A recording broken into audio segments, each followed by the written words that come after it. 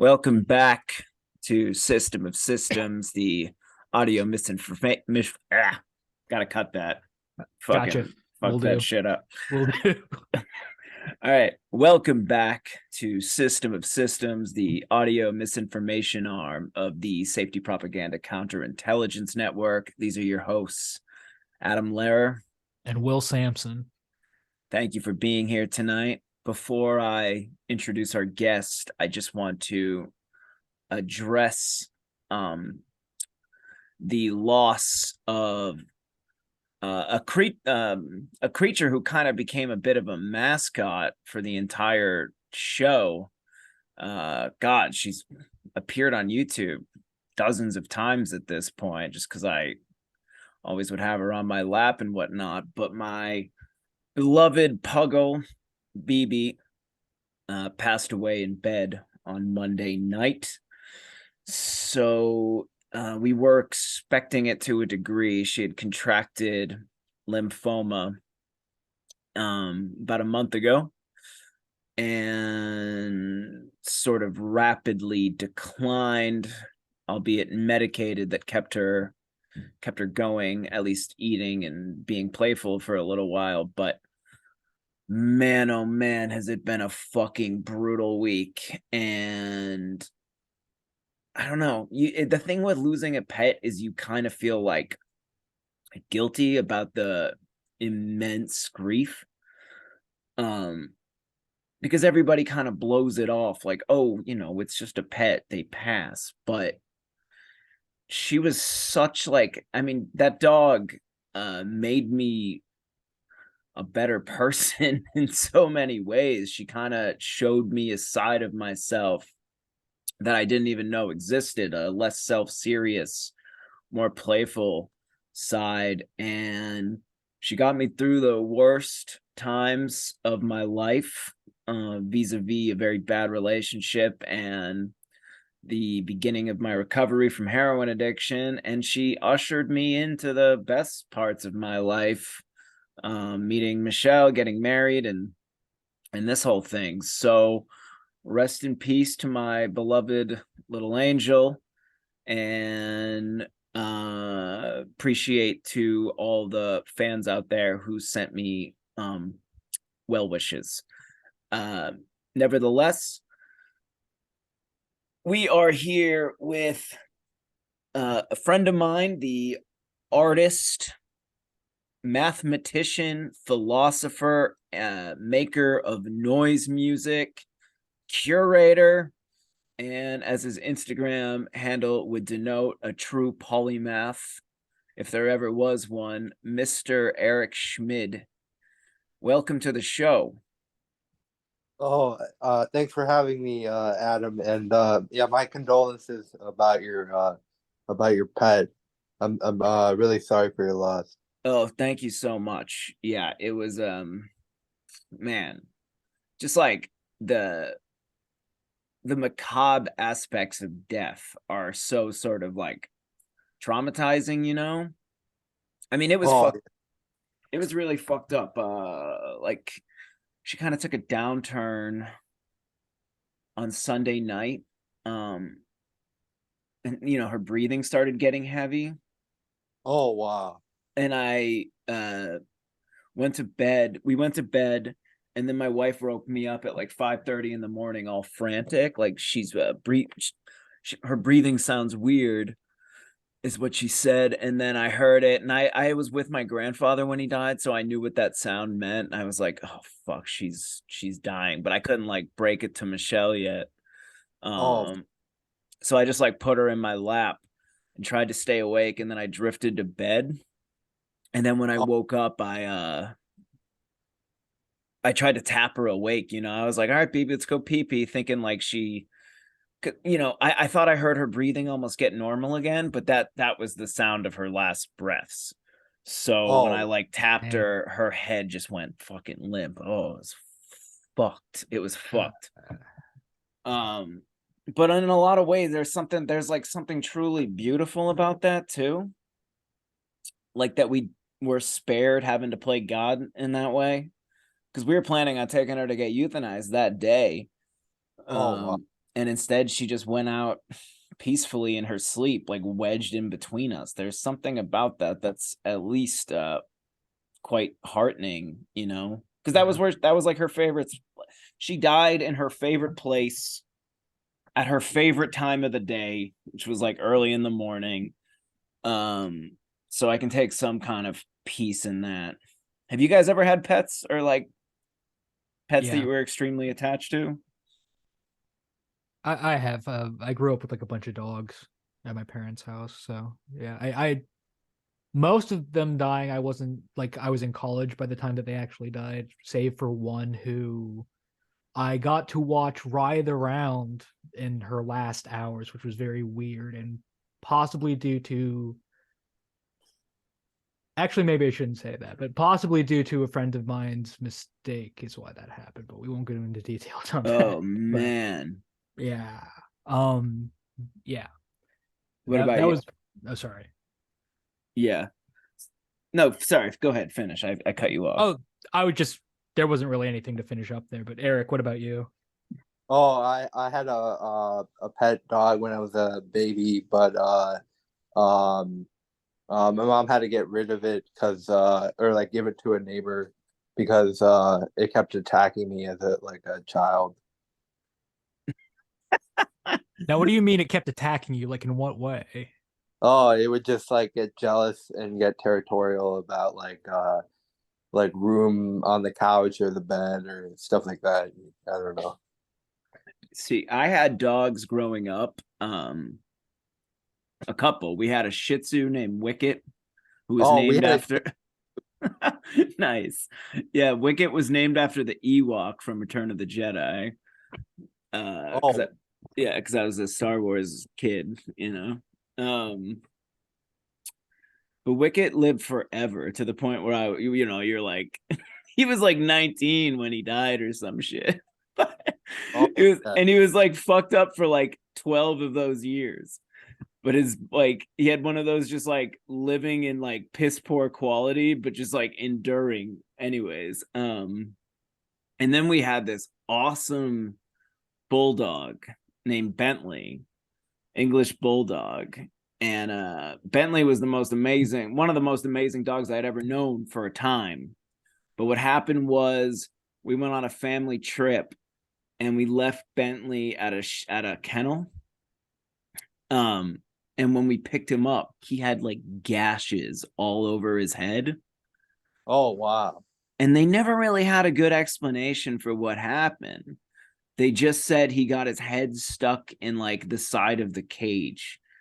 And I was like, are you sure? These look like fucking bite marks. Like, um, and as it turns out, that kennel ended up getting shut down a couple of years later. Oh wow. So there Okay. was some weird shit going on. But Yeah. point of the story is every time that Bentley would see a dog that was slightly bigger than him, he'd attack.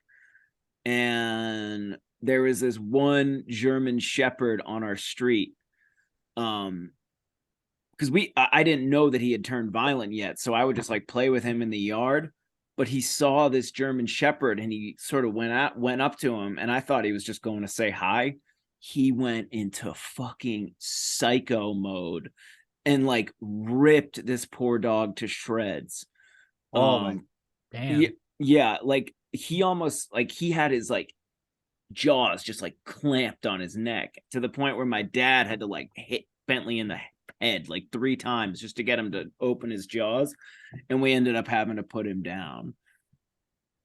So that sucked. But the point of the story is like BB was like the first dog that I've ever like really, really, really been attached to, where she was just like with me every single day, every second.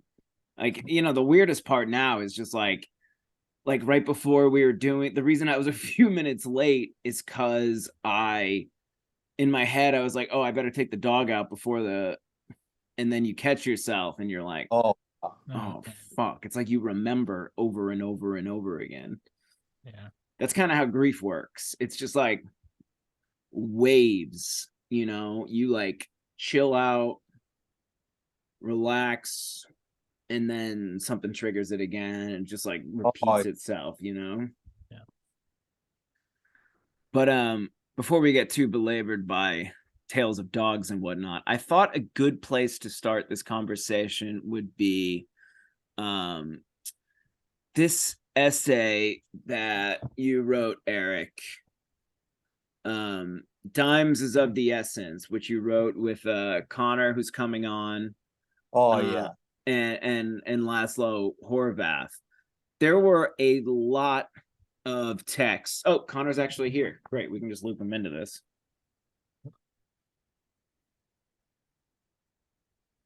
Oh, there he is. Okay. Yeah.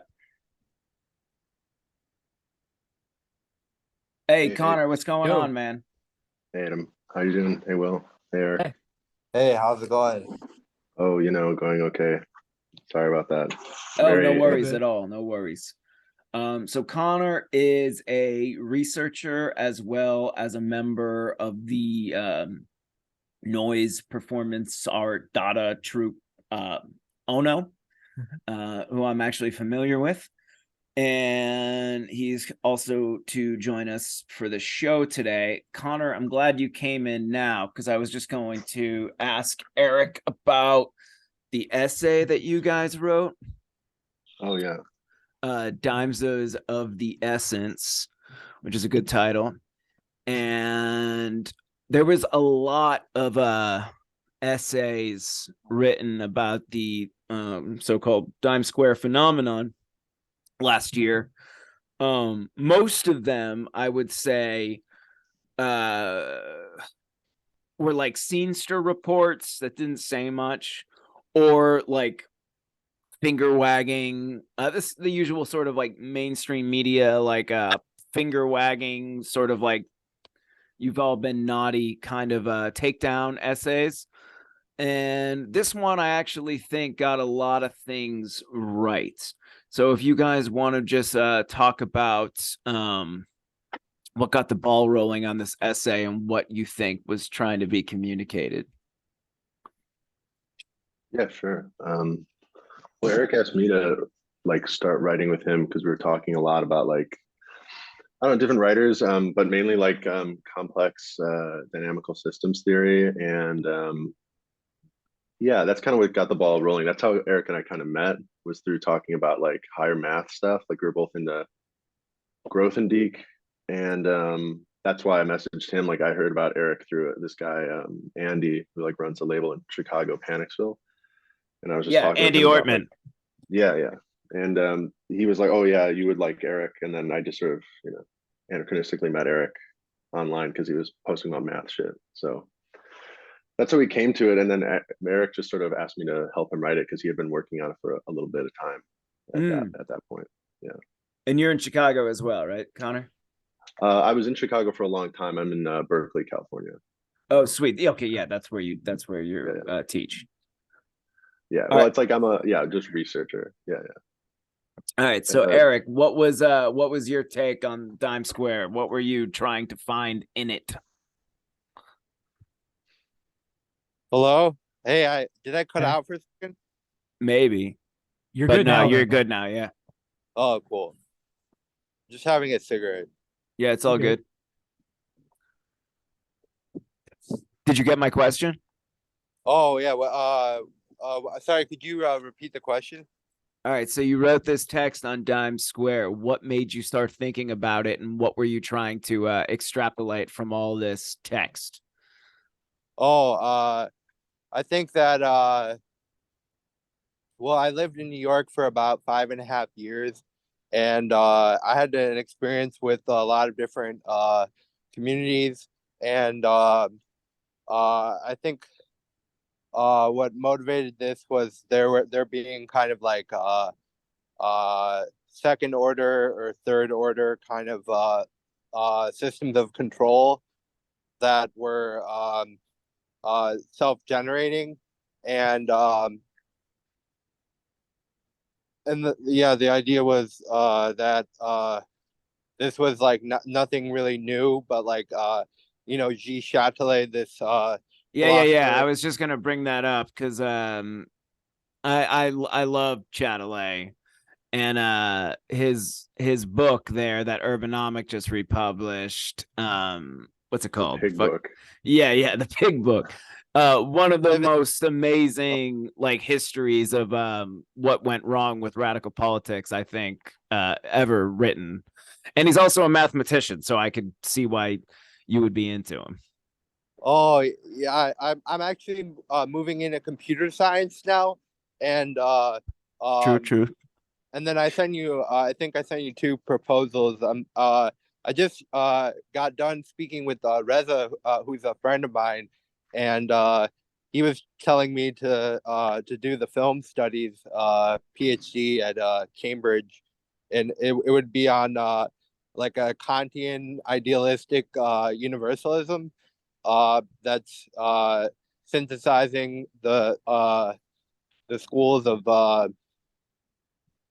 French nominalist rationalism and kind of more phenomenological perspectives of experience related to neuroscience and trying to synthesize this rationalism and empiricism through the power of aesthetic judgment, which is like Kant's how he like synthesizes uh, the three critiques is through his third book, which deals with ethics and morality.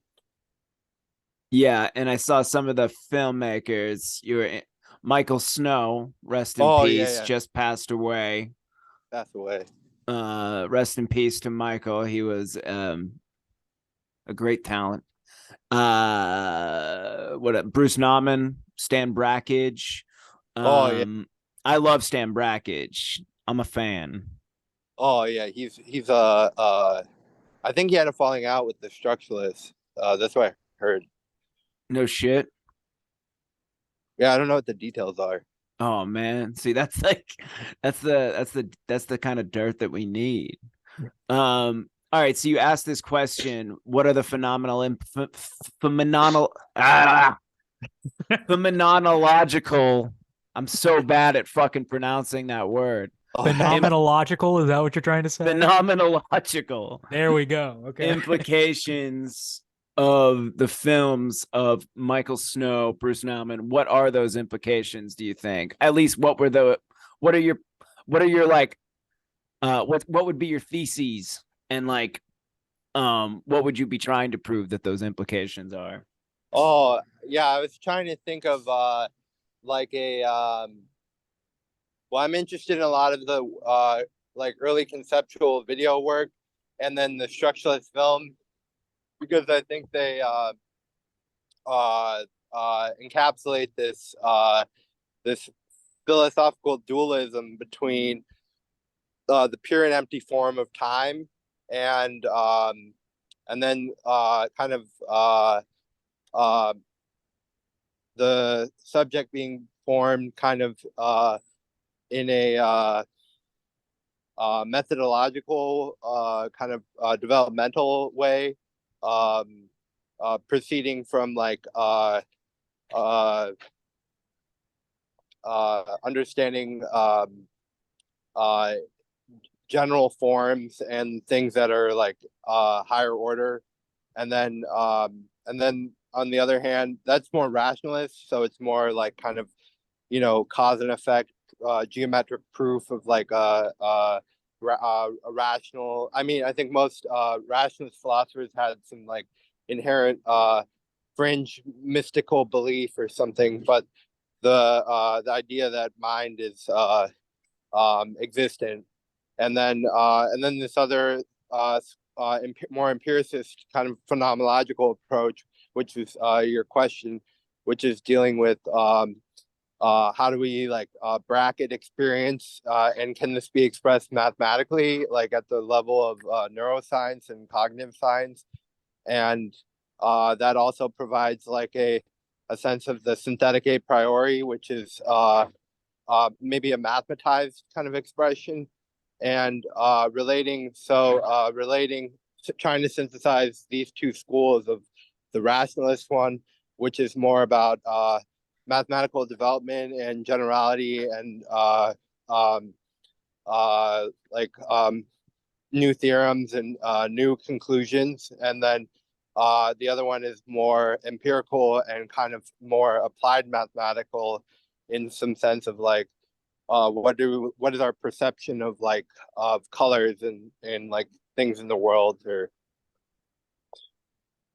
All right, so I do want to get into this because I find it interesting, but I just want to point it out there. I'll be totally, I'll basically retarded on the mathematics stuff. I was oh no, I totally think that intuiting like basic topological facts we learned as like children, absolutely, yeah, has that intuition of like telling if like a cup is half empty or if it's a donut or something. Someone can visualize that. Anyone uh has that capacity. absolutely, yeah. I actually like. I had to take, I had to take like a pre-calc course in college or something, and I ended up Oh, failing it at university. So I had to retake it at a community college on Cape Cod, and the oh, yeah. tests were open notes. So I turned the F into an A. Oh, Hell wow. yeah. Oh, You love to see it. Yeah, yeah, yeah. And like literally the class had it looked the exact same in my course credits. So like nothing was ever, as far as anybody knew, I aced the class. Like the F was just oh, like wow. redacted. Yeah. But all right, so this is a question for both of you guys, because both of you are straddling the arts and mathematics. Eric, you've been curating some really interesting shows recently. I was actually put on to your stuff by Alex Hardashnikov, who I believe is a mutual friend of ours. Oh, cool. Phil. Yeah, yeah. And he has, I actually have his painting here, Oh, cool. which is the cover of my book Communions as well. But he's the one Oh, who wow. told me to check your stuff out. And I was Oh, cool. curious, when you're curating these shows or when you're making music, Connor, do you find that you're still trying to, how do I communicate this? Scale things out in a manner that is consistent with a mathematical approach, or does it a different aspect of the brain sort of open up creatively, or are they sort of interconnected and can't be decoupled? Well, I think it's kind of like, I don't know, it's kind of like a method, like you can kind of work with like a concept. I mean, it's kind of how you'd approach like a like hypothesis generation, like Yeah. you have like a concept and then you just follow a method and you can kind of like algorithmically just apply yourself addressing that concept. So like Eric and I have done a number of records together. It kind of feels like that. Okay, there's like this concept we're working on, then we can just sort of like operate within a certain methodological constraint. So I think that's kind of thing. I mean, like our touchstone is like math, and that's like what we're both like into. But yeah, like in my job, it's more like it's like quantitative ecology. So it's more like approximation as opposed to like this sort of precision of mathematics. So it's more like physics or something. Physics is more like approximation. So like I think that's like I'm really interested in that like phenomenological like underpinning of like basic sciences, particularly in like quantitative ecology. But I think in our work, like I don't know, in my own thing, it's like yeah, I think you're accessing another thing, but it's through an application of that method. Like I think that I don't think there's exactly like that creative thing being accessed functionally when you're doing experimental biology or Right, computer science or something. right. What about you, Eric? Do you think that there's this flow in between say curating an art exhibition or making a piece of music and Yeah, math? I think there is like a more general intuitive like continuum or something, where it's like allows for um uh individuation of pre-existent kind of uh um uh I would say that there's something morphogenic behind. There's always like a prior beginning to any kind of particular form, and because of that prior beginning, we don't have to necessarily have a hylomorphic theory of matter and form, but there can be something where it's more situated with like does which comes first, the tree or the acorn, or what comes before the acorn, and then is it the roots or what's before that, and you can continually make like a uh an inquiry into like the forms of ontogenesis or creation or something. I think there's Yeah, a direct mathematical link. yeah, yeah, definitely. So when are you going to start your? Do you know if you're going to start a PhD for sure? Oh, I guess yeah, I've been talking to this professor at Cambridge, who said he would work with me.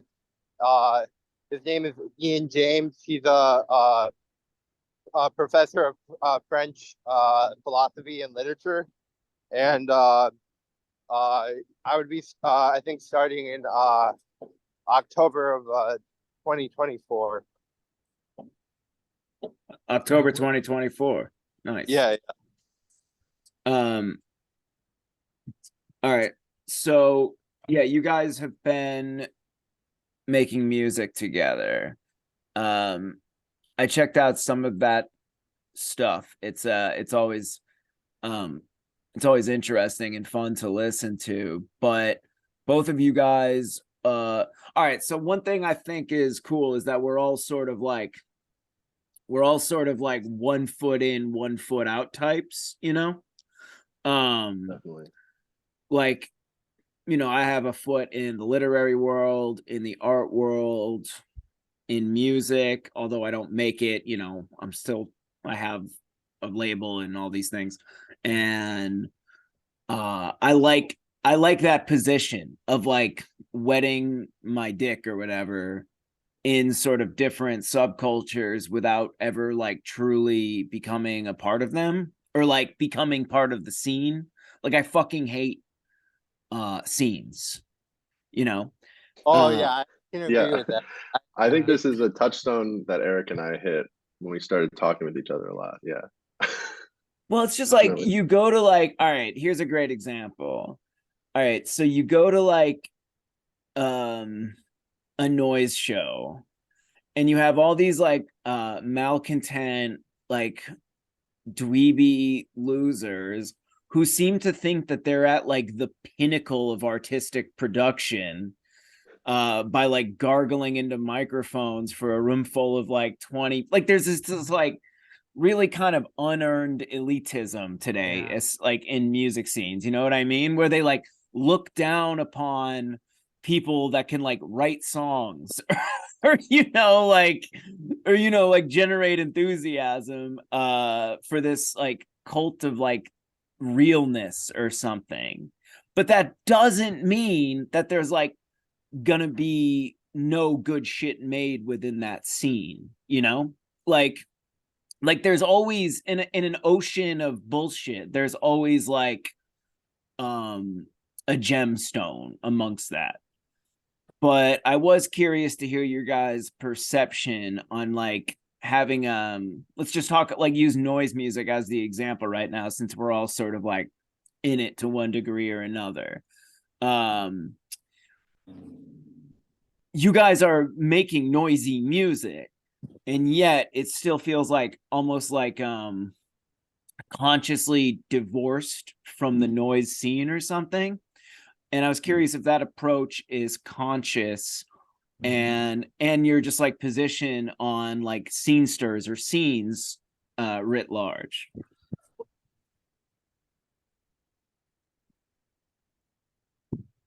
Either one of you can start.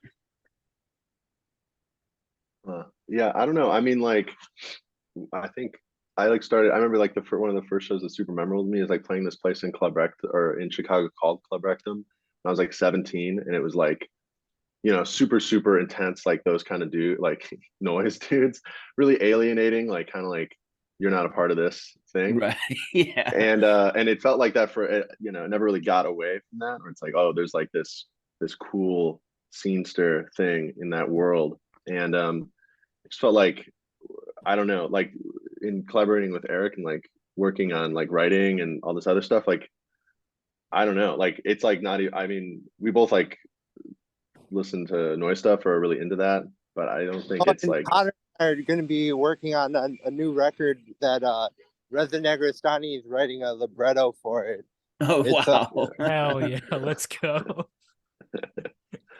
yeah. So it's like I don't know. We're like it's like kind of like a little. It's I think it's pretty removed from it, like aesthetically. Like I mean, like we're writing. You know, we're like talking about like approximation versus like functionalism or something. You know, like we're like that's like the touchstone idea, and then we're like, all right, let's make a record about that or something. Yeah. So like, and I like that. Like it doesn't feel like it feels like a different kind of alienation, which I really like listening to like Japanese stuff and or like whatever, like you know, like some Nurse with Wound list shit, like you know, the people that I really like from that, like Alan Steinheim or whatever, where I was just like, how the fuck is this stuff being made? Like, this is so alien to me, and like, I do not know where this is coming from at all. Like, that's the kind of stuff I like. So it feels like there's so many like touchstones where it's like a bunch of like black metal dudes, or it's like a bunch of like Right. grindcore dudes, or it's like everybody listens to this like Hospital or some Well, label. exactly. Yeah, I was actually going to say that because like a lot of the newer noise bands now, and this is not a knock. I mean, Dominic's a good friend of mine, and we love him a lot at the show. But of course, these kids were all like very influenced by Hospital. Like, there's no doubt about that. So there's like the obligatory, like, I like PE and I like black metal and I wear all black and I'm so fucking angry and everything is so fake. But when I got into noise music, it was through reading blogs like Blastitude, you know, and shit like that. And noise back then was more just like almost like the final point of like psychedelic music or like underground music writ large. You know, like the first band that I was like super sorry, go ahead. Do you ever check the Freak Animal forum for Of course, I post on it. Oh yeah. Yeah. That forum is fucking hilarious actually, because I sort of like go back and forth to between Scream and Rith forum and Miko's, and like all the kids who talk shit about Miko and his politics and like his position or whatever on the Scream and Wreath forum kiss his fucking ass on the special interest forum. And I'm like, dude, he's on the internet. He can see you like on both. I'm sure he's on both forums. Like, you know what I mean? Like, it's such that's scene behavior in a nutshell. Like, let me generate some fucking attention by talking shit about this old head on this forum, but then on that old head's forum, let me kiss his fucking ass to no end. You know, that's it. Like right there. It's having all your cake, eating all the cake. But yeah, like when I was the first band, like noise band or like noise adjacent band that I really, really loved was To Live and Shave in LA. Yeah, man. Yeah. You know, like I got to know Tom a little bit before he died, rest in peace, because before the quietest shit canned me for being naughty, I wrote a big thing about To Live and Shave in LA. But like what I loved about Tom's thing is what's it? Ray Brassier likes To Live and Shave in LA. Yeah. I quote him in that essay because the genre is obsolete essay. Oh yeah. No, and I think Brassier gets a lot of things like 100% right. Like in that piece, like noise is supposed to just be anything that's not music. So like inherently, it's not something that should be like hyper genre codified. But I think if anything, what the 2010s and noise sort of proved is that noise can be genre codified by its branding, packaging, by like narrowing the amount of sounds you're going to use. And I think like what we have, what really is the case now is that noise is just like a subgenre and often like a bad one. Yep. Oh yeah. What do you think of like the Additions Mago stuff. What do you think about that stuff? It's hit or miss, you know. Oh, I don't, you know what I mean? Like there's definitely some shit that I've like liked a lot that they've put out. oh yeah. Like I like Thought Broadcast. I'm pretty sure he Oh, did some shit with them. oh right, yeah, yeah. On maybe it was it, oh on the Mago itself, not Spectrum Schools. Yeah, it was on Yeah, Mago. yeah. And Oh, no, PETA I like, you know. you know Robbie Binning? Yeah. He used to be Zach's roommate, Zach Davis's roommate for a little bit. Oh, cool. Like they were just roommates like a few months ago. I don't know him well, but yeah, I know who he is. Oh yeah. Do you like his shit? Yeah, I like his music. Do you like him? Oh yeah. Difficult personality. Difficult personality. Yeah, that's what I've heard. Oh yeah. Um, but yeah, it's interesting because like noise music to me used to feel like this thing. It does kind of make you feel elite, like knowing about it, you know, at first. Oh yeah. But after like years of engagement with the stuff, it just seems kind, I don't know, it just starts it makes me feel like a poser if I don't like sometimes I just want to listen to the Red Hot Chili Peppers or something, you know, and just be like, wow, Oh they can actually play instruments, you know. Yeah, you go to like the noise fest and it's like somebody pissing in a bucket with like contact mics, and you're like, yeah, I've seen. I mean, Yeah. Yeah, right. it's been done. It's been done before. Like, You know who's really good? Sam Franklin. oh yeah, he's my I know that guy. Yeah, we were friends when I lived in New York.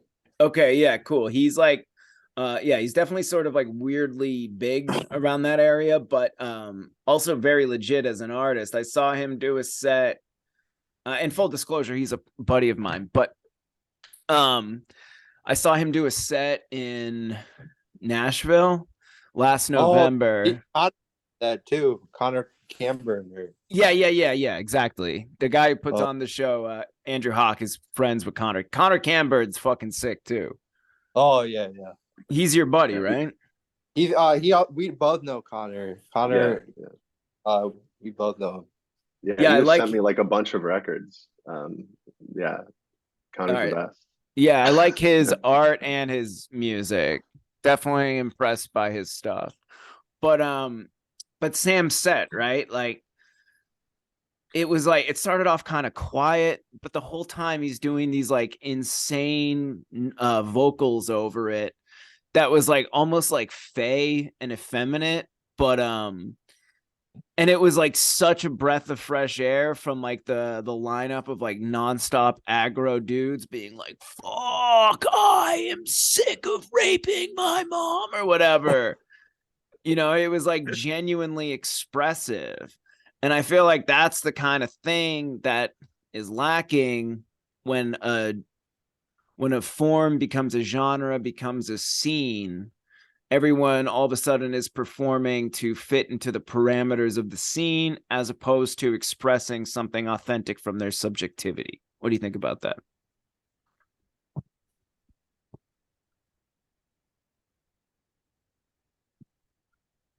Yeah, I think the well, yeah, why we wrote this essay about Dime Square was about this second order level of feedback or functioning being controlled like a node within like some kind of system that determines you, and so and having that determination is not like even Brassier in a text with Matin, he talks about the dance of the bees and Wilfred Sellers, and how the dance of the bee is like a rule governed pattern or norm that's being followed, and but it's like self governed, or like it's the bee itself is determining itself in its autonomy. So I think when you have like these participation in like a lot of these scene oriented like spaces, then it's really hard to like create work that is like actively self determining itself trying to minimize like constraints in terms of like of having creative like you said, like possibility and authenticity, and like generating like things like ideas and things, you know. Yeah. Who were like when you first started getting into all this stuff, noise wise, who were the artists that interested you? I'm always curious about that. Well, I grew up in Chicago, and I was close friend. I'm still friends with this guy Mike Pollard. Do you know him? He Probably. He did this label called Arbor. Oh yeah. I know Arbor.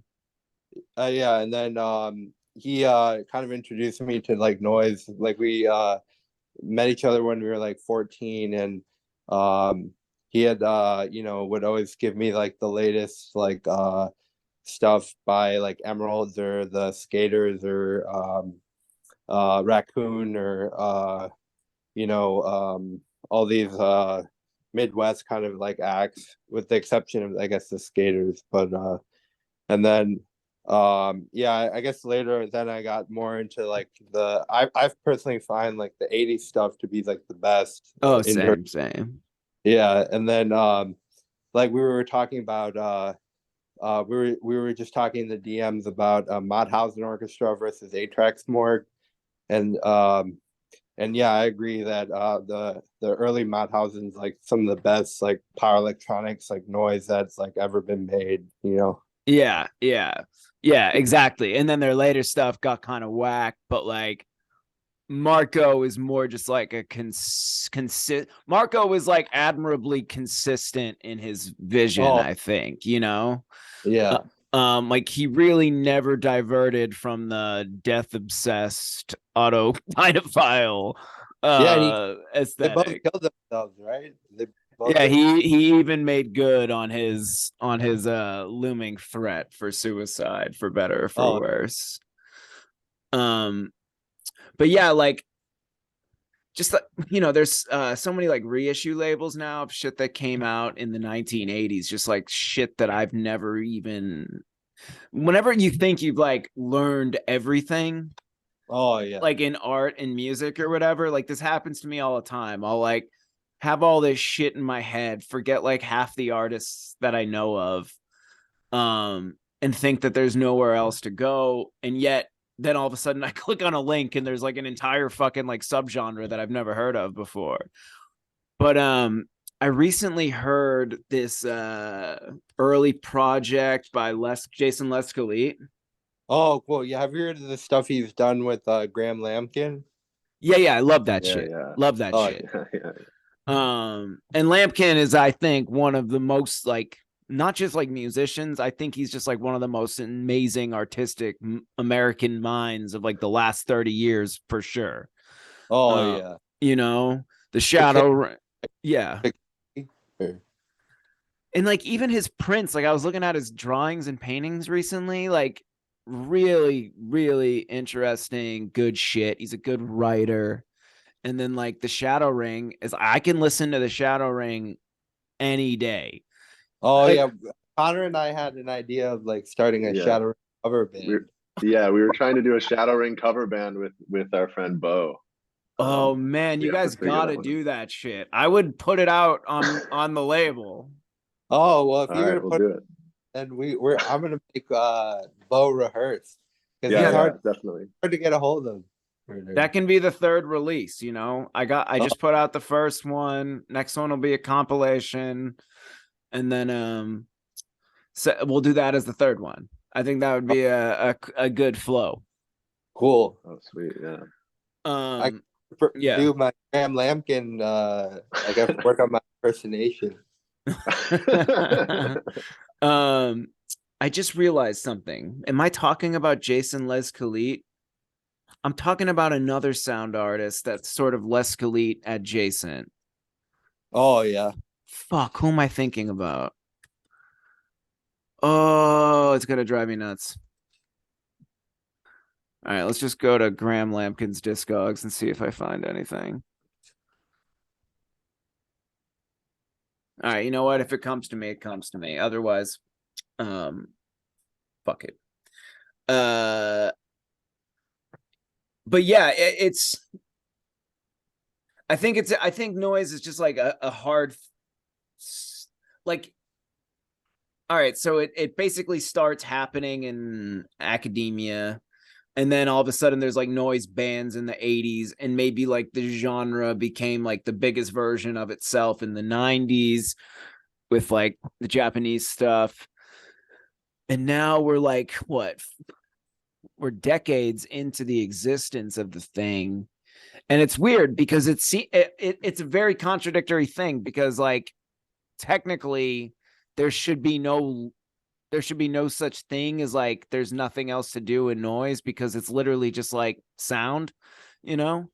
And yet it does kind of feel like there's just like nowhere more to go with it, in a way that everything kind of has this feeling these days. Like, what else? And I don't like that feeling, because there's always going to be new ideas. And yet I can't help but feel this like mournfulness that we're like at the end of everything, or at the end of the new, maybe. I still really like a lot of that 90s like computer music stuff that was like being made in like you know, Russell Haswell doing it with Florian Hecker, like Yeah. that kind of stuff. And I think Hecker had a label called Falsch that was like an internet label that he did a lot of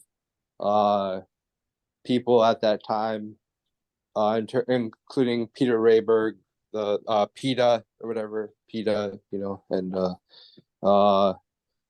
but yeah, I think the a lot of the computer music scene is like kind of online, and it really is like depersonalized from any kind of like there's no like it's more like mail correspondence and things like that or something, you know. Yeah. I mean, that's like, I mean, Eric and I have only met one time, and it was for like 3 hours, and we recorded, you know, it's like all online. Nice. Yeah, that's kind of, I mean, Will and I have never met.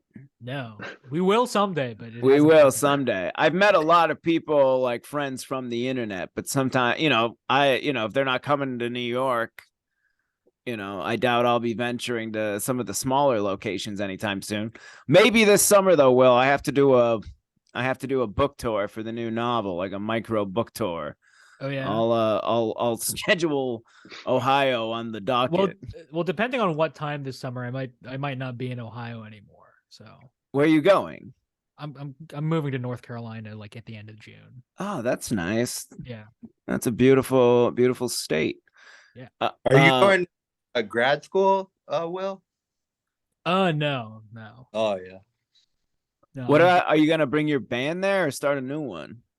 I'm gonna be doing music stuff still, but like not with any of those people. Like we can talk about that at a different time, but that's been a whole clusterfuck of a thing. But I have to go start fresh somewhere else, which is why I'm going to North Carolina.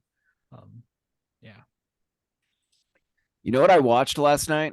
Total What? change of topic of conversation, but I was curious about your guys' take on this artist. All right, since my wife and I have, been so sad over here, we kind of just went on a binge of musicals, and we watched like Moulin Rouge, and we watched Chicago, and then I was like, honey, if you like Chicago so much, you got to watch Bob Fosse's older films. So then we watched Cabaret. Oh wow, yeah, Cabaret is good. Yeah, Cabaret is absolutely amazing. Like, is that really that one, or it's really long? The movie. Cabaret is like 2 hours. Yeah. It's nothing too insane. Yeah. No, it's pretty standard, and it runs by really fast. Yeah. But I think like the way that Fosse, I mean, he had a very simple like conceptual thesis, which is just like, I want to make musicals for adults. But that could go wrong in so many ways, right? Like the choice to like have this marriage between like subversive R-rated adult content and like mature themes with you know, choreography and music in a way that's usually designed to entertain the masses. It's like super daring. And you know, there's that one scene that I'm pretty sure Zizek did like did one of his like movie essays on in that Oh, Pervert's Guide to Ideology. yeah, and the Pervert's Guide, and it shows this like the two like the gay writer character and then the bisexual German industrialist character who's having he's like having an affair with Liza Minnelli and the gay writer. So the two men are at this like picnic, and then this like young boy, like Aryan boy with blonde hair, blue eyes, very sort of like very sort of like effeminized in an interesting way, starts singing this song about like the German spirit and the German people. And then everyone in the scene, like all these old people and like regular people, they start singing along, and then like he moves them to tears, and then Fosse pans the camera away and reveals that the kid is Hitler Youth. Yeah. Absolutely fucking amazing. you too.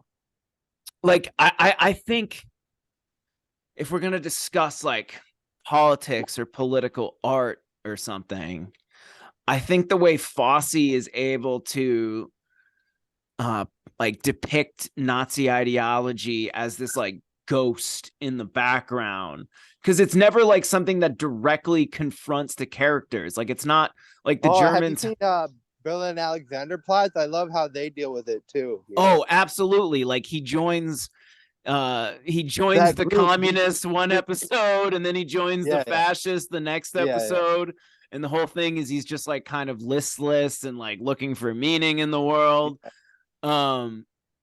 Yeah, Fassbinder had this too, this ability to address politics in his work without taking such, I mean, I think most people would associate him with a more Marxist position, but he definitely like went, you know, Mother Kunster's Goes to Heaven is like him just attacking like bourgeois communists that were like exploiting this old lady in this movie.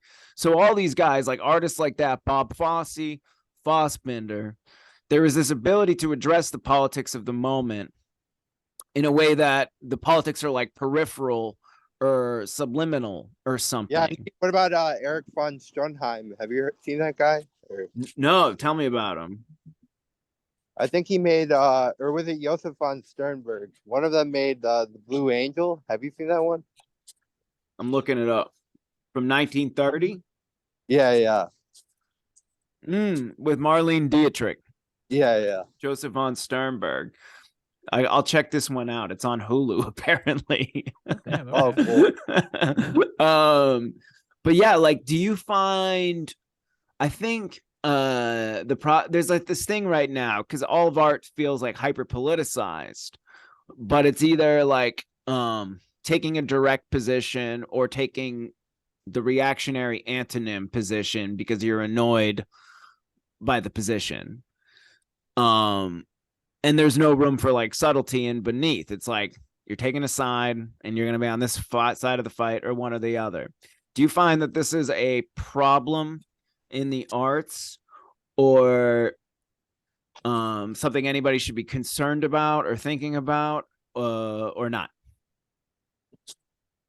I don't know. It feels like it's kind of like manipulative or something. Like I just saw like the Pacific Film Archive is like close to where I'm living, so like I get to go to movies there a lot now.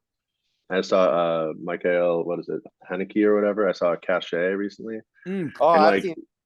Yeah. and it's super good, and it's like, you know, it's like subliminally political or something, you know, and it's like pretty intense, and it's like this ghost of these like war crimes is like confronting this like bourgeois, you know, French intellectual.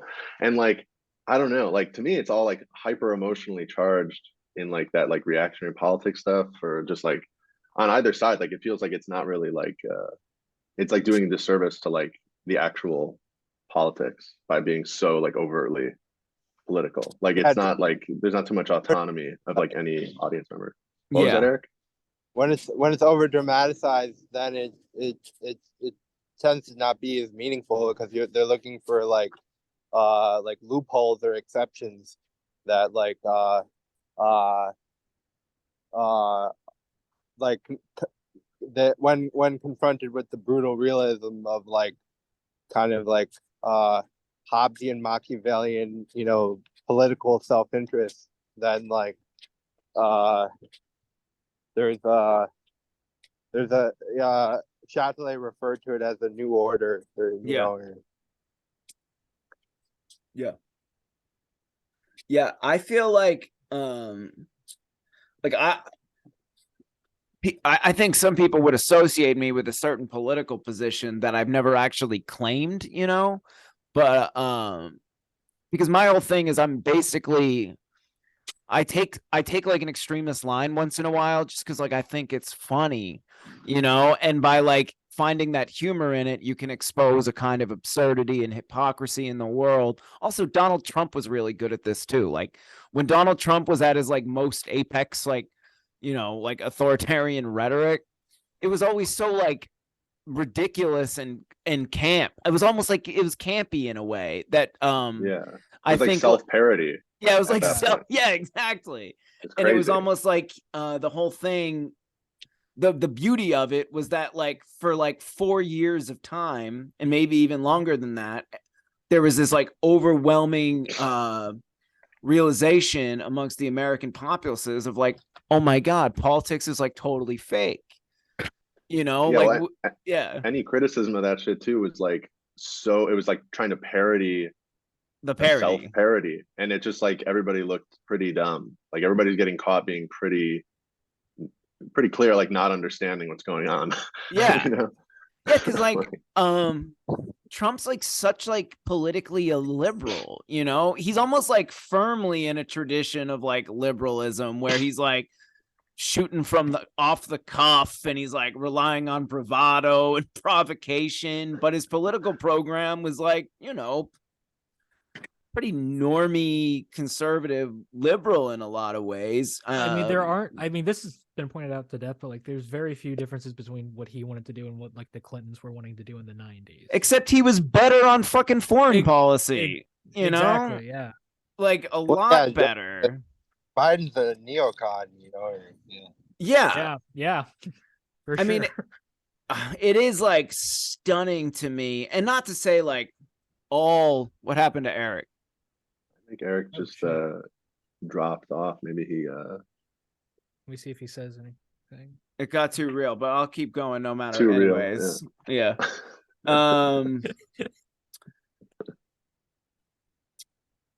But yeah, like it was incredibly. I mean, not to say that there are some like people on the left or whatever, like Max Blumenthal or sort of those like more old school anti-imperialist journalists that have like taken correct positions in the last year, but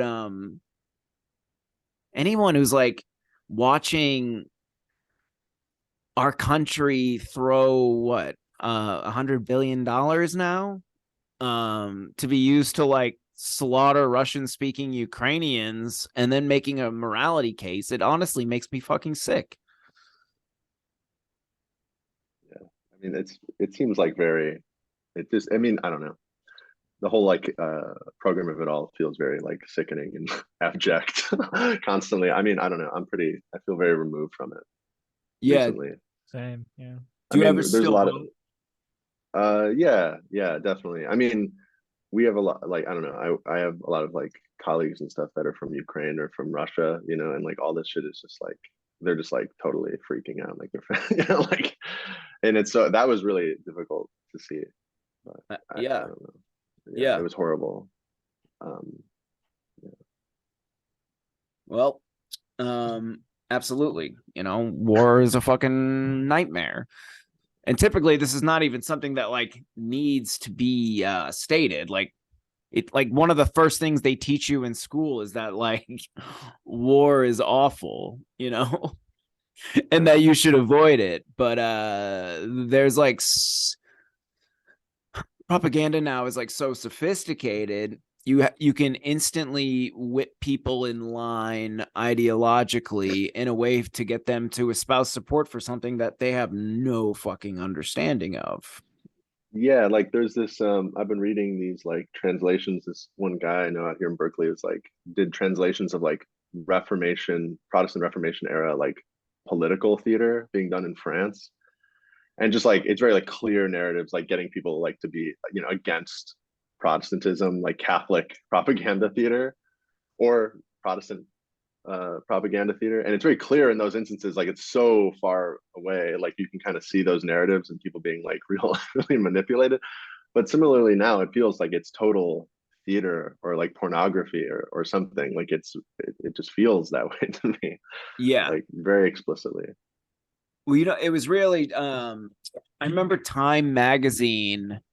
It was late 2021. So like only like 6 months or so before Putin launched the invasion.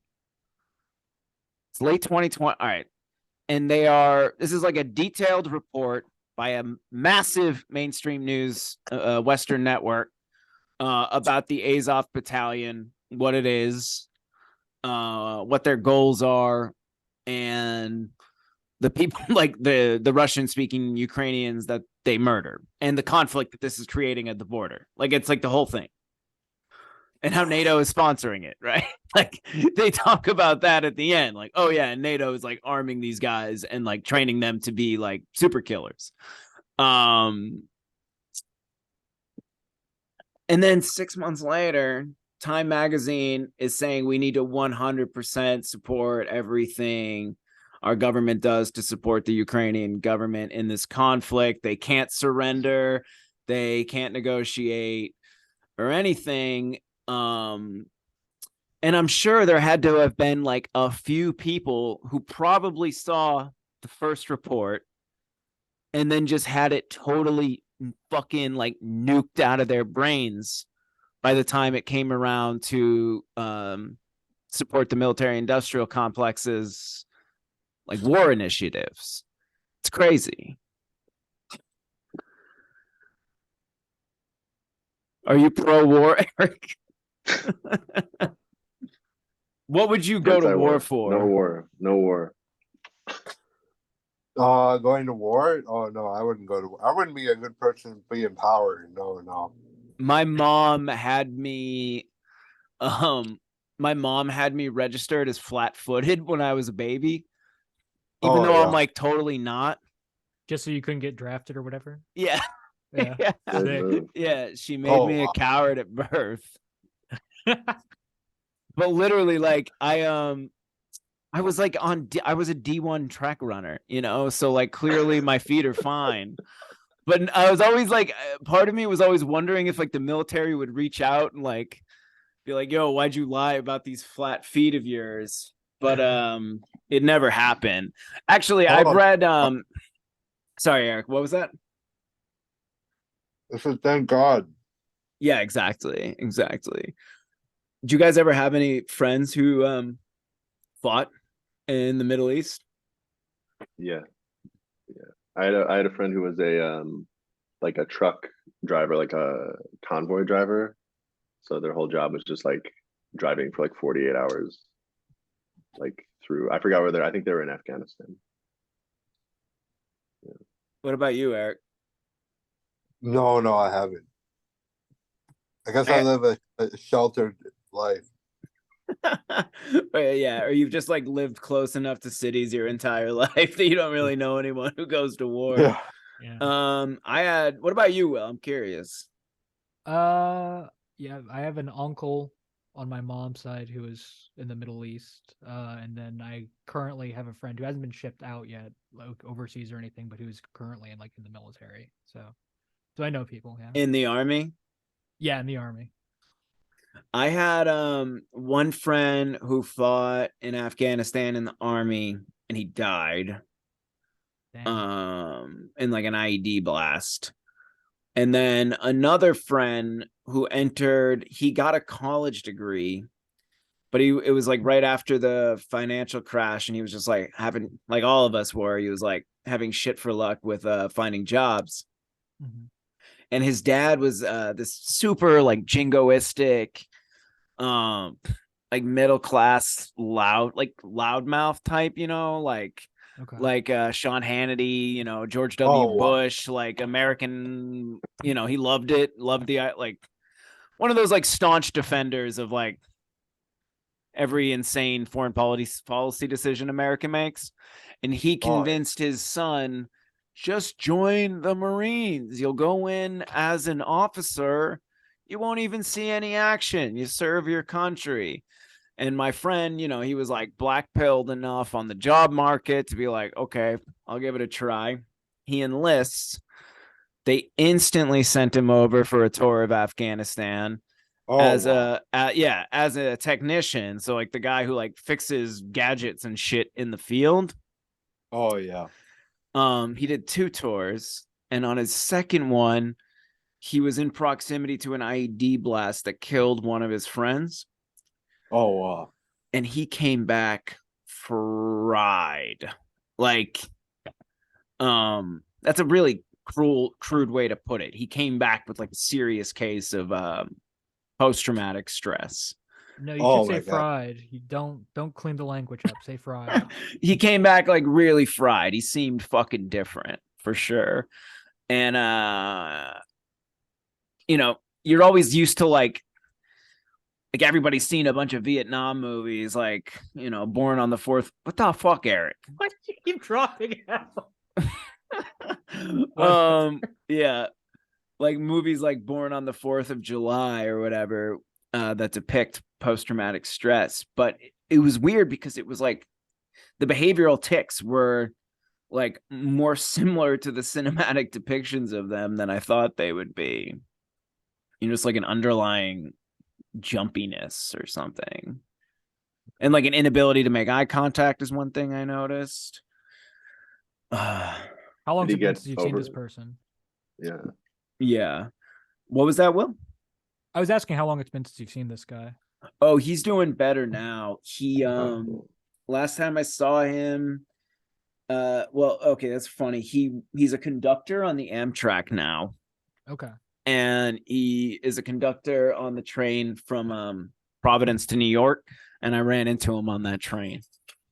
Oh damn. Wow. Um, let me text Eric real quick to see where he is. While you do that, I'm gonna run and take a piss real quick. I'll be right All back. right, yeah, Connor, if you want to go to the bathroom really quick, go for it. Cool.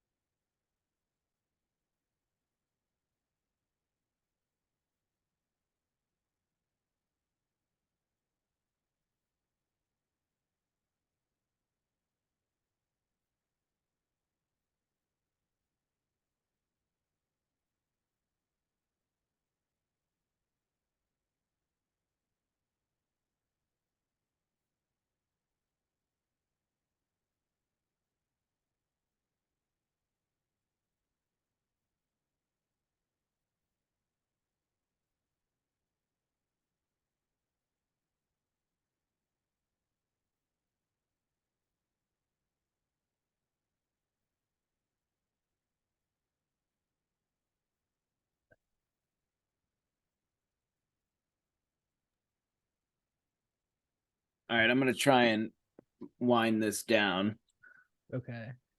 if that's possible.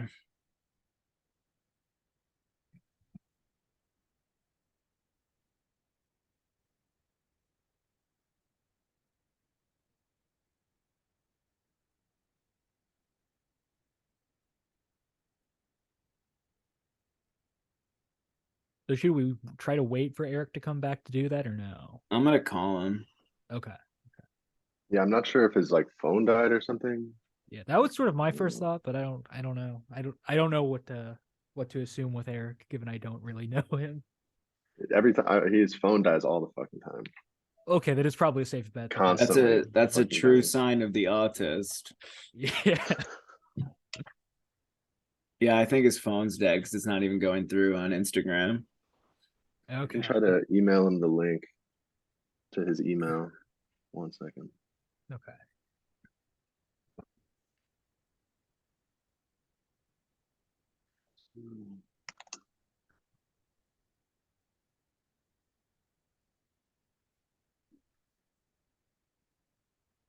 I have a essay coming out, speaking of like politically tinged movies, on actually this podcast namesake film system well, System of Systems, of course, the namesake, but from Network. Mhm.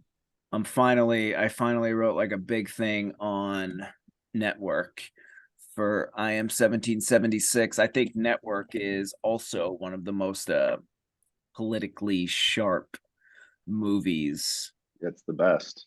It's like so good. You know, It's like still so like poignant, that speech. God damn. yeah, there is only one holistic system of systems. Like Yeah, yeah. the whole movie, Pauline Kael actually wrote in her review of Network.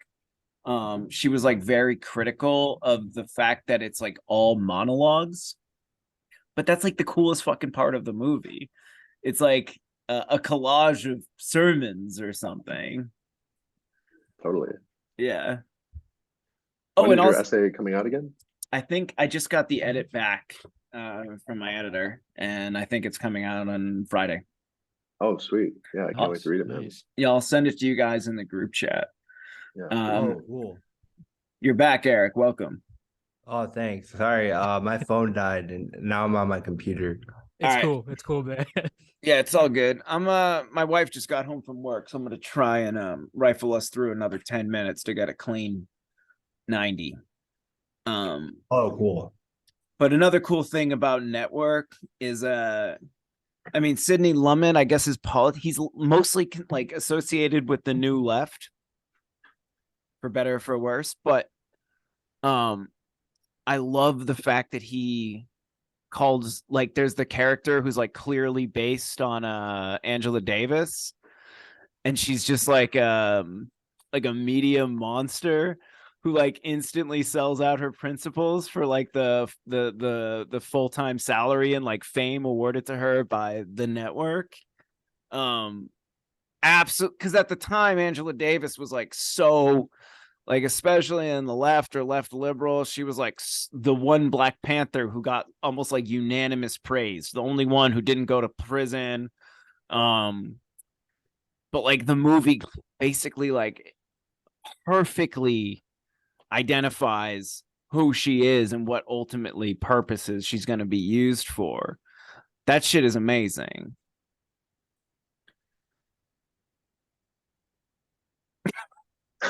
Thoughts, anyone? Eric, have you ever seen Network? No, I haven't. Dude, you got to watch that movie. Yeah, I gotta watch it. Sidney Lumet. That's a good one, man. Well, what Yeah. have you seen? What movies do you like, Eric? I like everything Fassbinder has made. Good call. Nice. That's a very good call. What's the best one? You like Berlin Alexanderplatz the best? That one's good, but I think I like the Third Generation the most. Oh, cool. That's not one you hear very often, but it's good. Oh, yeah. yeah. You want to know my favorite Fassbinder? Oh, what? Bitter Tears? No. I mean, that Oh. one's good, but I like Fox. It's Fox it's and His Friends? yeah, Fox and His Friends is hilarious. But my favorite is Chinese Roulette, actually. Oh, that one's good. Yeah, That they one's have the really good. Kraftwerk song in it. Yeah, the Kraftwerk song. Radioactivity. Yeah, and it's like so subtle in its social critique that you're almost unsure of what exactly Fassbinder's trying to say, but you kind of understand it. You know, there's something Oh, yeah, about like that one's That one's not as bourgeois. on the nose as some of the more political ones.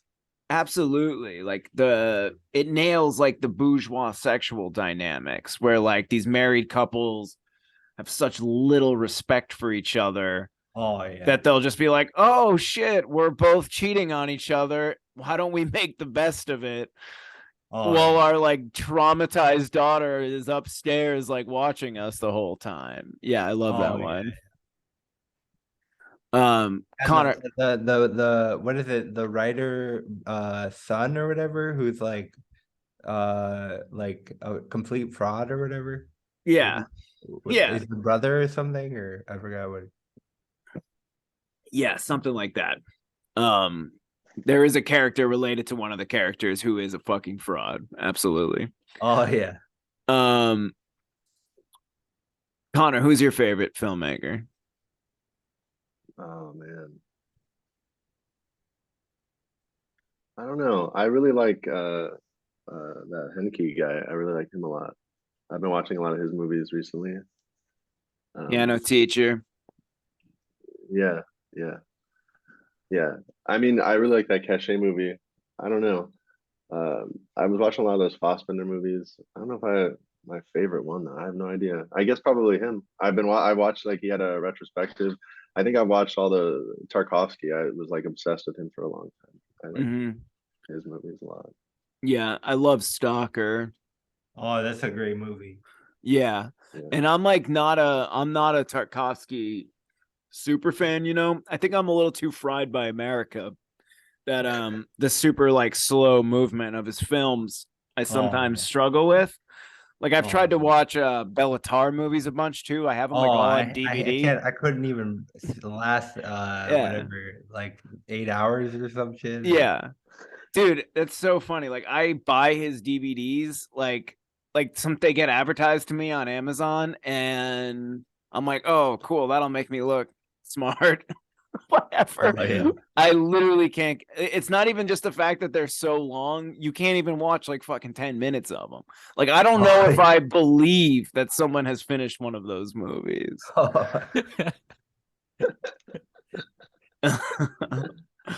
um, There's this one. I like these directors. The what the fuck?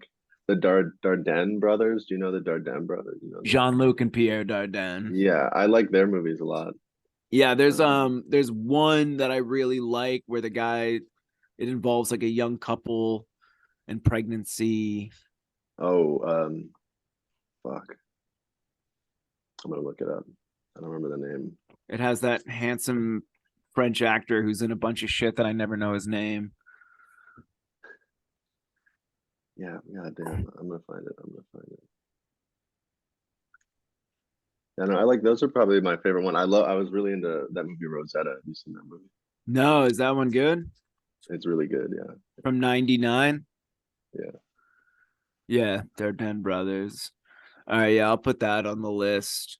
I've been watching oh, I wanted to before we end just shamelessly plug something. oh yeah, plug Yeah, away. go for it. Yeah. Oh, so I'm working on a new book. And Reza agreed to write the forward to the book also, and it's going to be about early analytic philosophy and its relationship to kind of the shift towards American pragmatism. And it's going to be coming out I think like next year or the year after, and it's yeah, new book I'm working on. Have you started writing it yet?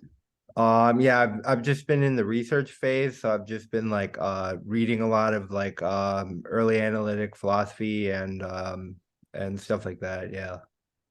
That sounds good. Word. I've only read the only Reza thing I read was Cyclonopedia. Oh, Uh cool. I love that book, but it seems like he never wants to talk about it anymore. Oh yeah, he like disavowed that work. Really? Yeah, like in a interview, he was saying like he called it uh like like infantile poetry or something or something. I don't know. Man, come on. That shit is Yeah. good. Yeah, I Um, know. He's so critical of himself. that's a good quality to have in some ways, but I think a lot of people really like Cyclonopedia. It's just like weird and creative. But I guess if you want to be like, I get it at the same time, if you're trying to be a philosopher and you have this work of and your first book is Or I more think like he a called work it of art. cryptic poetry, maybe, because he was referring to Nick Land or something. Yeah, Just, yeah, yeah. Yeah, CCRU kind of thing. Nick Land and I are colleagues now. Oh, cool. Yeah, he's been writing for Compact Magazine where I have a monthly column. Oh, okay. Finally. I mean, they publish a lot. I mean, this is no knock on them, you know, publishers publish whoever, but sometimes they publish like pieces of writing that I'm just like, the fuck are you talking about? But I like Nick Land a lot. He's a great tweeter, great writer. What do you think about his book on Bataille? Oh, I think I tried reading that one. A Thirst for Annihilation. Is that the one? Yeah. Yeah.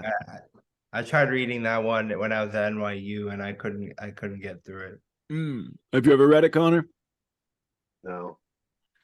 It's Haven't pretty read that good. one. I mean, I like it. You know, I think it's also a book that kind of like blurs the edges between philosophy and more like creative writing. Oh yeah.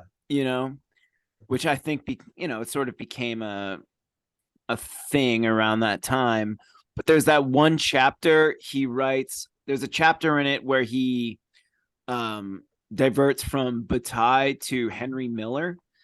Oh, cool. And yeah, he Wow. just writes this like long analysis of why Henry Miller is so goddamn good.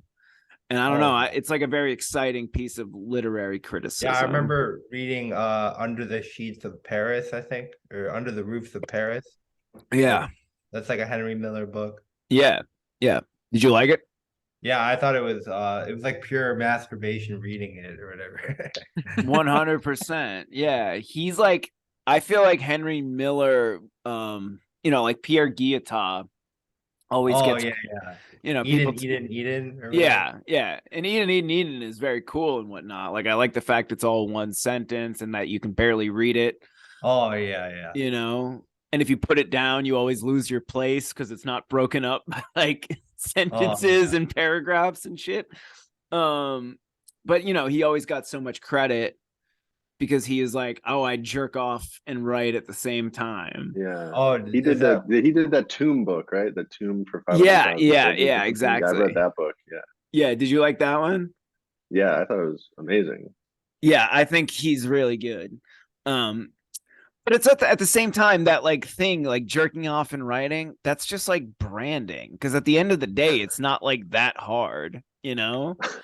Oh yeah. It like and most people could like type with the left and then Yeah. jerk off with the right, but like I feel like by telling people you do that, you're like discrediting it as a practice, because like if that was actually something innately driving your work, it would have to be like a more private, almost like shameful thing. Like I Right. wrote this whole thing while jerking off. Right. I Unless use you're an Bic exhibitionist. pens. Yeah. Yeah. See, I think Henry Miller, on the other hand, probably did jerk off while writing sometimes, but he never talked about it, which in effect makes his work more effectively masturbatory, as Eric says. You mentioned that you mentioned like sometimes you just want to listen to Red Hot Chili Peppers. You ever watch that interview? I used to be really into them in high school. I used to be really into John Frusciante in high school, but he has an interview He's my where he favorite talks about that. musician. Yeah, he talks about that where he's like talks about like that like coming from playing guitar. It's like there's an interview where he sounds like Arnold Schwarzenegger in I was Pumping about Iron. to say, yeah. I'm just coming all day, coming day and night. Yeah, yeah. I absolutely love that movie. I'm super into bodybuilding, so I don't want to get on that tip, But Sure. You okay? No, all the exercises you made me do yesterday. Oh. Sorry, guys. That's my wife. Yeah, John Frusciante always makes like really grandiose statements about playing music, but I always thought that was like very cool, He's actually my it's funny you said you were into him in high school. He's to this day my favorite person. He's like my favorite human being alive, artist alive. And his first solo album, Neandra La Days, and usually just a t-shirt, that's my favorite record ever. Like that one just pierces right through my soul every single time I hear it. And last summer we went to go see the Chili Peppers in Philadelphia at the Phillies stadium. Sold out crowd, 54,000 people. Absolutely amazing. I want to say to all the noise bros out there, your show in a basement for 20 of your buddies cannot fucking compare to a band of 60-year-old super musicians that can fill a fucking baseball stadium decades into their career. Like, you can't look down on that, you know? There's, whether it's critically acclaimed or anything, there's a certain kind of magic that entails, because when you're at the show, all your critical faculties just sort of dissolve and you just want to be like subsumed by the awesomeness of it all, if you know what I mean. Eric, do you ever listen to the Chili Peppers? I like that song. I don't want to ever. What was that? Under a Bridge. Yeah, Under a Bridge. Yeah. Everybody likes Under the Bridge. Do you, Yeah. Eric, do you like any sort of like hair metal or anything like that? There's no way you can listen to computer music all day. What is it called? That doll band? I saw them in high school or whatever. The New York Dolls. New York Dolls. Yeah. Okay. David, Hell yeah. so What did you think of them? Wait, what? I just asked, what did you think of them? You just said that you saw them in high school, not whether you I liked thought them or it was not. entertaining. Okay, word. when did David Johansen die? I think like maybe like last year. Like it was pretty fucking recent. Pretty recent, and then Johnny Thunders died long time ago. Yeah. Forever ago. Because I he was think like Johnny. he didn't last long. Yeah. He was like the prophecy of the opioid epidemic was Johnny Thunders. But yeah, I listen to like a lot of hair metal sometimes too. I always think, like, especially with music, if you want to appreciate the more weird experimental stuff, it's always good to have like a baseline of good vibes rock and roll. What do you think, Will? Say that one more time, sorry. For me to appreciate like very strange, disorienting experimental music, I always have to offset it with like a baseline of like good times rock and roll. Oh, okay, I see what you're saying. Yeah, I wouldn't necessarily say just rock and roll, but like, yeah, something more normal, definitely something to ground me. I can't just listen to freak out shit. I think I base everything on like house and techno. Yeah, like jungle. Yeah. Yeah, jungle.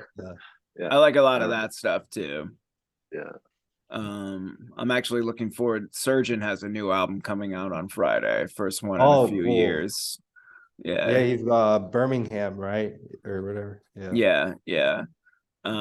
With Regis too, right? Or I'm not sure if Regis is on. I think they were friends like growing up or something. Yeah, they did that amazing live shit together, British Murder Boys. Oh yeah. Yeah, those records are absolutely like insane. That's like the loudest techno I've ever heard in my life. Oh yeah. But yeah, all that stuff is super good. I like, what's interesting about techno to me is it almost functions more like when it's good, it's more like good design than like you know what I mean? Like it still has to like perform a function.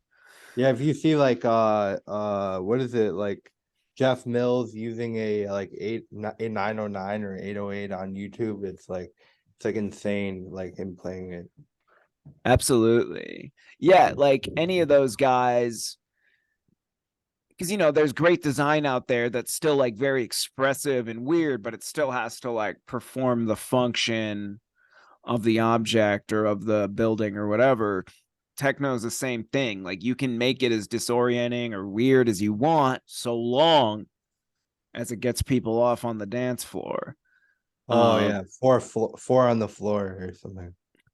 Maybe this would be an interesting place to kick it, or to transfer this idea. Like, if you're Eric, if you're curating a show, you know, you always write these really in-depth essays that outlay the ideas. But do you feel like when you're curating, you are like giving yourself a set of rules to play No, by? it's very intuitive curating for me. It's like it's just deciding like quickly whether or not I like work or not. Interesting. Are you always friends with the artists that you put in the shows, or do you like find a lot of these people? Sometimes I contact people I've never met before, because I like their work. But most of the time, it's at least through Instagram, like talking to people on there, or when people I knew when I was in New York, or I used to live in Berlin too in like 2011. So yeah, Berlin, Chicago, New York, you have like a big network of art heads. Just from like friends of friends or meeting people, or yeah. That's interesting. You have this sort of like intuitive practice though, because I feel like when I look at the, maybe it's just because I'm reading your subjectivity into the work. Oh yeah.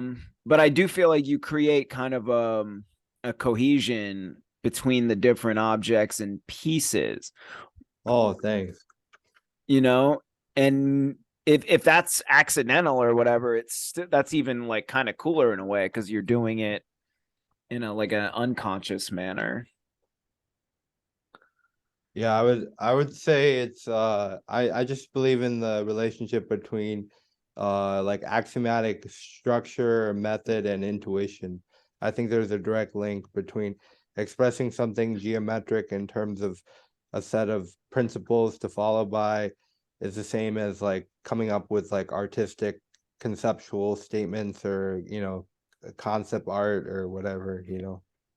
How do you get all these galleries to bend to your will and How do I take get risks?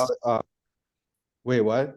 How do you get all these galleries to bend to your creative will? I mean, like, because most art galleries now are, they play it safe even when they do group shows. But you Oh put on yeah. these like elaborate, massive, like they're almost like collages of art. Oh, yeah, Um, I feel like I usually work with artist run spaces, and there's a lot more like faith and like sympathies and affinities and friendship, that like a friendship that arises out of it, as opposed to like a professional relationship. yeah. Yeah, I've been wanting to curate a thing for a couple of years now, but still no galleries will like throw me the opportunity. Oh well, I could figure out a place. You could probably do it at this place, Central Banking, if you want. Dude, is that in Chicago? It's in Oslo. Dude, I would like a trip to Oslo anyways. Oh yeah. That would be amazing. Go. I don't know how much budget he would have, but he would definitely like. You should check out the space. All right, I'll do that. Let's do that. Co-curated with Varg Vikerness. Just kidding. You know who's really good that I learned from one of your exhibitions? Oh, who? I like Win McCarthy. Oh shit! You saw the Eric Schmid is an idiot show or whatever. Yeah. That one at Olivia's gallery. Oh, cool. But yeah, I think that is really, really interesting work. It's hard for me to keep up with contemporary art now, though. I'm kind of impressed that you do it to the extent that you do. There's just so fucking much. Oh yeah.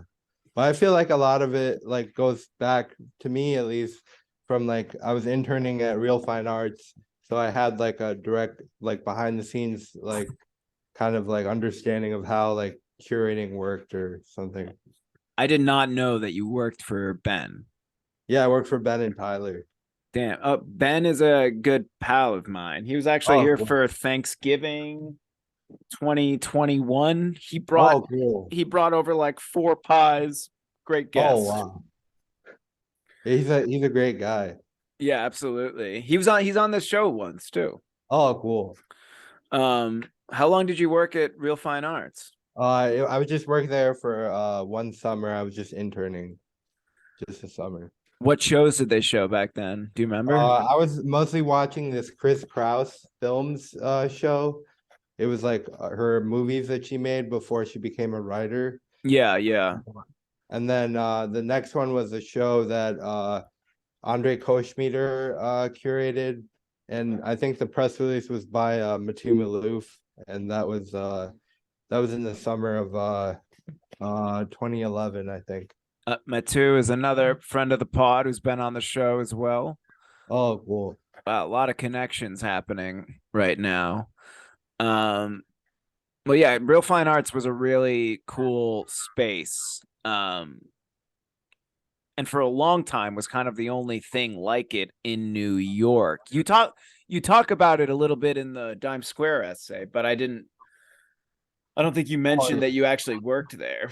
Oh yeah, I didn't mention that. Yeah. And I guess thought also the like bedside love affair stuff was really fresh when it was happening. You remember that? Yeah, absolutely. I wrote a piece about it. Oh, cool. Like way, way, way back in the day when I had this like access to the Forbes website. Oh, wow. And I would just like blog on there, and then they eventually canceled my credentials. Oh, wow. Yeah, but yeah, Jared Madera I think is a really good artist as well. I like he's doing something in LA now, like Mother Culture or something. I haven't talked to him in forever, but we used to chat a lot. Oh, I think he moved from LA to Europe. I think he's in Europe now or something. That seems like a thing that's going on. Would you ever move to Europe? Oh, I was living in Berlin, but I prefer honestly. I'm thinking of going to the UK. I told you for the right. PhD. Yeah, exactly. And then, what about you, Connor? No, I like America. It's cool. I don't know if I'd want to go out there. Maybe like I just met this Estonian guy in Boston. Maybe I'd like to live there. That'd be fun. Yeah, I was in Athens last summer. I could probably live there for a little while. You know that Hot Wheels projects in Athens or whatever? What was it?